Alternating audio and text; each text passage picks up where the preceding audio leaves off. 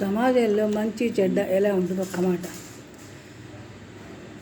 మనం ఎందుకు జీవించాలి అది తెలిస్తే ఎలా జీవించాలో మనకు తెలుస్తుంది. ప్రతి విషయంలో అంతే. ఎందుకు అనే ప్రశ్నపై మనకు కొంచెం అవగాహన ఉంటే అది ఎలాగో తెలిసిపోతుంది. కాబట్టి మంచి చెడ్డ అనేది పెద్ద తేడా ఏముండదు.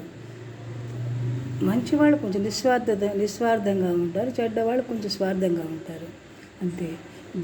భగవంతుడు ఇద్దరికీ ఒకే శక్తి ఇచ్చున్నాడు. కాకపోతే తన దగ్గర అంత కొంచెం పవిత్రత అనేది ఉండదు, అంతేగాని భగవంతుడి శక్తి, తెలివి అన్నీ ఇద్దరికి ఇచ్చున్నారు. కాకపోతే ఏంటంటే వాళ్ళకు వాడుకోవడంలో తేడా ఉంటుంది, అంతే.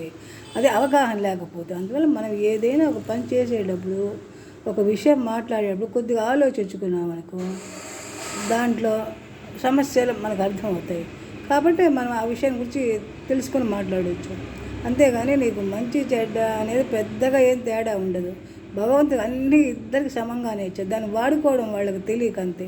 మంచివాడు కొద్దిగా ఆలోచించుకు అవగాహనతో చేస్తాడు, చెడ్డవాడు కొద్దిగా హడావుడి తొందరగా చేస్తాడు. దానివల్ల మంచి చెడ్డ, గుడ్ ఆర్ బ్యాడ్, దేవుడు దైవం అంటే అదే. దేవుడికి దయ్యానికి తేడా ఏముండదు. దేవుడికి ఇచ్చిన శక్తులన్నీ దయ్యానికి అన్నీ ఉన్నాయి. కాకపోతే అవి వాడుకోవడంలో వాళ్ళకి తేడా ఉంటుంది, అంతే.